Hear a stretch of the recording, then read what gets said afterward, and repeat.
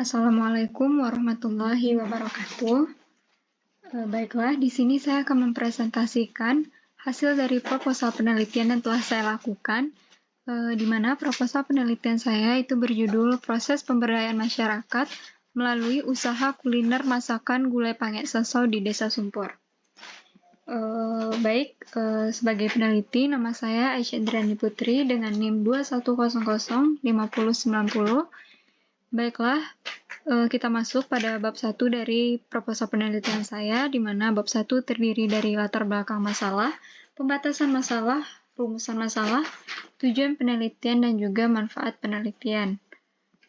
Baik, saya akan membahas yang pertama, yaitu terkait dengan latar belakang masalah, di mana di masa sekarang, Indonesia itu belum termasuk pada kategori negara maju, dikarenakan masih munculnya berbagai macam masalah sosial yang terjadi di dalam masyarakat. Di mana pada dasarnya, masalah sosial itu merupakan suatu kondisi yang tidak sesuai dengan harapan ataupun tidak sesuai dengan nilai ataupun norma serta standar sosial yang berlaku di dalam masyarakat. Sehingga dalam hal ini, terjadinya masalah-masalah sosial itu menyebabkan Indonesia tidak dapat dikategorikan sebagai negara maju. Dapat dikatakan bahwa sebab dari suatu kemiskinan itu memiliki hubungan satu sama lain, di mana dalam hal ini penyebab dari kemiskinan itu yang pertama bisa dikatakan bahwa di Indonesia masih rendahnya kualitas sumber daya manusia yang menyebabkan masih banyaknya pekerjaan ataupun lapangan pekerjaan yang tidak dapat berkembang karena SDM dari suatu lapangan pekerjaan itu masih rendah.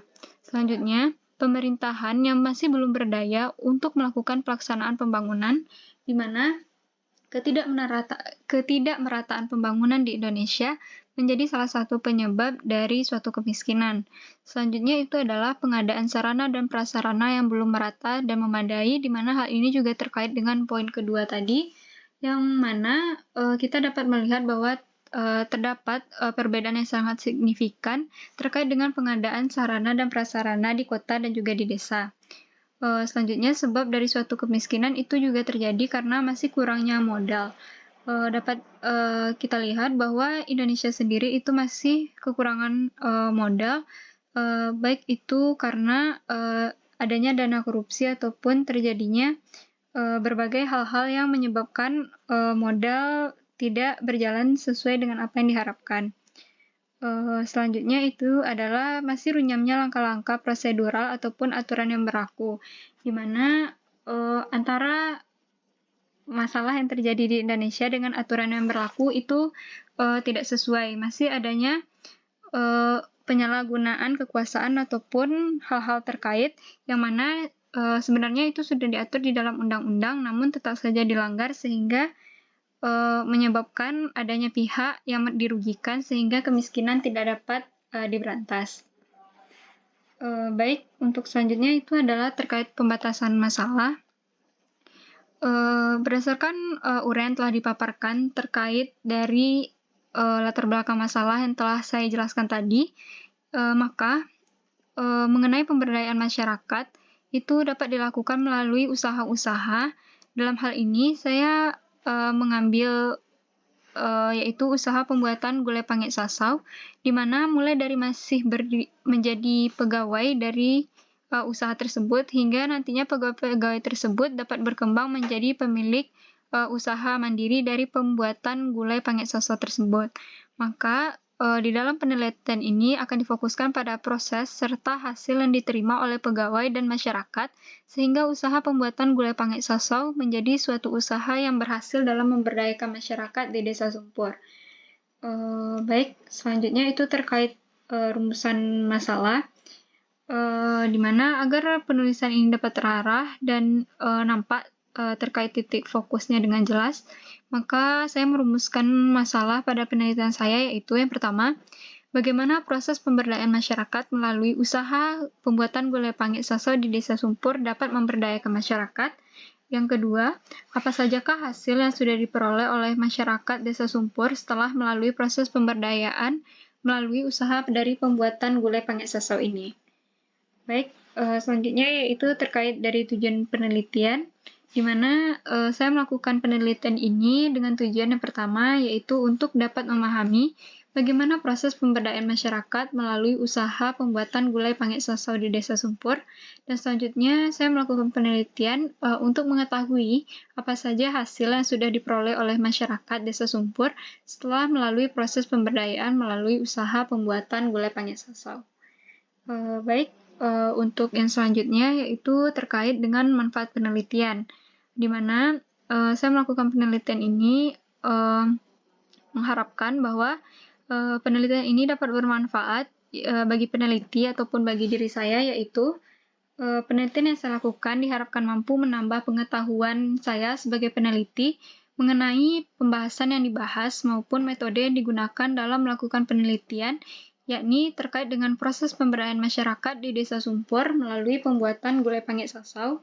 Selanjutnya, manfaat dari penelitian yang saya lakukan itu saya tujukan bagi masyarakat, di mana agar masyarakat dapat mengetahui pentingnya pemberdayaan masyarakat sebagai salah satu cara untuk menciptakan kesejahteraan perekonomian para pekerja dengan nantinya itu adalah dapat melihat bagaimana berkurangnya angka pengangguran di Desa Sumpur. Selanjutnya, manfaat penelitian yang saya lakukan itu saya tujukan bagi peneliti lain, di mana nantinya penelitian yang telah saya lakukan ini dapat dijadikan penelitian lebih lanjut ataupun referensi yang relevan bagi yang berkepentingan dan ingin meneliti terhadap cakupan masalah yang sama, yaitu terkait dengan pemberdayaan masyarakat. Baik, kita masuk pada bab 2, yaitu dalam bab 2 itu ada kajian pustaka terkait dengan pemberdayaan masyarakat. Selanjutnya ada penelitian yang relevan dengan penelitian yang saya lakukan, dan yang selanjutnya itu terdapat kerangka berpikir. Baik, kita masuk kepada kajian pustaka yang pertama, yaitu terkait pemberdayaan masyarakat, di mana pemberdayaan itu berasal dari kata daya, yang berarti mampu ataupun bisa, di mana pemberdayaan masyarakat ialah suatu upaya untuk menaikkan harkat dan martabat masyarakat yang sedang ataupun dalam kondisi miskin, sehingga mereka bisa melepaskan diri dari cengkraman kemiskinan tersebut. Dalam hal ini, tentunya pemberdayaan merupakan salah satu usaha yang harus dilakukan baik dari masyarakat ataupun pemerintah agar Indonesia nantinya dapat menjadi negara maju. Selanjutnya, itu adalah tujuan pemberdayaan, di mana untuk memajukan keadilan sosial dengan membawa kedamaian bagi masyarakat luas dan menciptakan keseimbangan politik melalui gotong royong. Dalam hal ini, pemberdayaan masyarakat itu sangat banyak jenisnya, sehingga dalam hal ini pemberdayaan masyarakat itu bisa nantinya menjadi suatu titik ataupun poin yang dapat memperbaiki segala aspek dari kehidupan yang ada di Indonesia, baik itu terkait keadilan sosial, kedamaian bagi masyarakat, dan juga menciptakan keseimbangan politik. Baik, selanjutnya itu adalah pemberdayaan merupakan suatu proses di mana orang menjadi yang menjadi cukup kuat untuk berpartisipasi dalam mengarahkan dan mempengaruhi peristiwa dan lembaga yang mempengaruhi kehidupan mereka. Dalam hal ini dapat dilihat bahwa pemberdayaan sebagai suatu proses bukan berarti pemberdayaan itu dilakukan hanya sekali saja, namun harus ada proses ataupun langkah-langkah di mana setiap proses dan langkah-langkahnya itu akan memberikan poin ataupun titik pemberdayaan tersendiri, sehingga dalam hal ini pemberdayaan itu membutuhkan waktu yang cukup lama, di mana pemberdayaan tidak terjadi secara instan ataupun dapat dijangkakan, karena pemberdayaan sendiri itu melihat bagaimana hasil dari pemberdayaan yang telah dilakukan sebelumnya. Adapun dua kecenderungan dalam proses pemberdayaan, yaitu yang pertama yaitu pemberdayaan menekankan pada proses ataupun pengalihan, di mana dalam hal ini dapat dilihat bahwa pemberdayaan yang menekankan pada proses ataupun pengalihan kekuatan, kekuasaan, ataupun kemampuan sedemikian rupa sehingga membuat individu semakin berjaya. Sehingga dalam hal ini, sebelum melakukan pemberdayaan kepada kelompok, maka dari masing-masing individu itu juga harus berdaya agar nantinya juga dapat memberikan pengaruh kepada kelompok, sehingga nanti dihasilkan tujuan yakni suatu kelompok di dalam masyarakat itu dapat berdaya secara bersama-sama, ataupun adanya kecenderungan lain di dalam proses pemberdayaan, yaitu pemberdayaan menekankan pada proses merangsang, mendorong, dan juga memotivasi.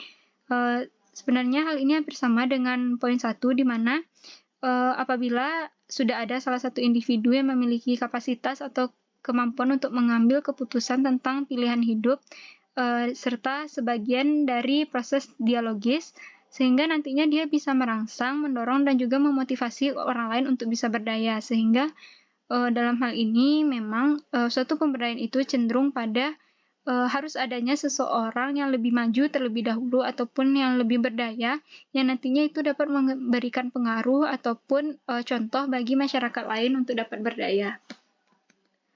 Selanjutnya itu yang penelitian yang relevan itu adalah saya ambil dari beberapa penelitian. Yang pertama itu adalah terkait ada judul skripsi tentang peran pengusaha pembuatan tempe dalam pemberdayaan masyarakat dengan isi pokok yaitu melihat kepada pengrajin dari usaha pembuatan tempe yang langsung direkrut dari kampung halaman. Selanjutnya, judul skripsi yaitu terkait dengan pemberdayaan ekonomi masyarakat oleh perempuan melalui usaha keripik, yang mana isi pokok dari skripsi ini adalah pemaparan dalam sebuah pemberdayaan harus menekankan pada proses pendistribusian kemampuan, kekuatan, dan kekuasaan kepada keseluruhan aspek dan lapisan masyarakat, khususnya kaum perempuan. Dan judul yang terakhir itu saya ambil dari strategi pemberdayaan masyarakat melalui kegiatan kelompok wanita tani Mina Maju bersama Dakam pembuatan abon lele di Parung Poncol, di mana isi pokok dari skripsi ini membahas mengenai apa saja strategi yang digunakan dalam pemberdayaan masyarakat melalui kegiatan kelompok wanita tani Mina Maju bersama. Selanjutnya itu kerangka berpikir, di mana dalam penelitian ini kita harus melihat bahwa yang pertama yaitu kita harus melihat bahwa penduduk Indonesia sebagian besar menetap di desa, itu dengan mata pencariannya yaitu pertanian ataupun perikanan, sesuai dengan kondisi dari desa tersebut, di mana jika kita berbicara tentang pedesaan, maka itu akan lebih identik dengan permasalahan kemiskinan, di mana karena lapangan pekerjaan yang juga tidak terlalu memadai di pedesaan. Untuk selanjutnya, kita harus berpikir terkait dengan lapangan pekerjaan di pedesaan yang sangat terbatas, yang mana hal ini juga terkait dengan poin 1 tadi, kondisi yang dipengaruhi oleh rendahnya kualitas sumber daya manusia dalam masyarakat yang menyebabkan juga sedikit lapangan pekerjaan di desa, sehingga dalam hal ini tidak hanya terkait dengan bagaimana kondisi desa tersebut, namun juga SDM ataupun sumber daya manusia yang ada di desa tersebut yang belum berdaya, sehingga menyebabkan lapangan pekerjaan di desa juga minim.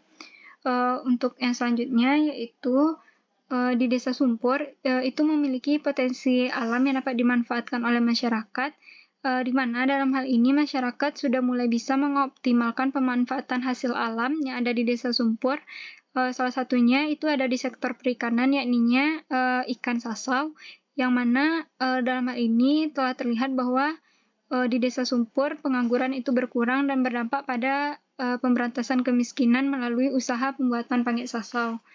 Yang selanjutnya itu adalah dengan adanya program usaha pembuatan pangit sasau ini bisa menjadi salah satu langkah menuju perubahan bagi masyarakat di Desa Sumpur, di mana dalam hal memberdayakan masyarakat tentu berbagai hal juga harus dikembangkan seperti sikap, pengetahuan, keterampilan, dan pelatihan pemasaran yang dapat menjadikan masyarakat menjadi sejahtera dan juga berdaya. Dalam hal ini dapat dilihat bahwa pemberdayaan itu tidak hanya terkait dengan perubahan ke arah kekayaan saja, namun perubahan itu juga harus dilakukan dalam hal sikap, pengetahuan, dan juga keterampilan. Baik, kita masuk kepada bab 3 dari penelitian yang saya lakukan, yaitu ada metode penelitian dan juga populasi dan sampel. Baik, untuk setting penelitian sendiri, saya melakukan penelitian selama lebih kurang 3 bulan, yang mana penelitian ini saya lakukan saat kegiatan usaha pembuatan pangit sasau ini berjalan. Saya melakukan penelitian itu langsung di tempat usaha pembuatan pangek sasa, ya ininya di Desa Sumpur. Selanjutnya itu jenis dan pendekatan penelitian yang saya lakukan. Saya melakukan penelitian ini dengan menggunakan pendekatan kualitatif, di mana pendekatan kualitatif yakni penelitian yang dihasilkan dari data-data yang didapatkan dan dikumpulkan dan merupakan suatu penelitian alamiah, di mana dalam penelitian kualitatif itu mengkaji perspektif dengan strategi-strategi yang bersifat interaktif. Selanjutnya, dalam teknik pengumpulan data, saya menggunakan metode observasi, wawancara, serta studi dokumen.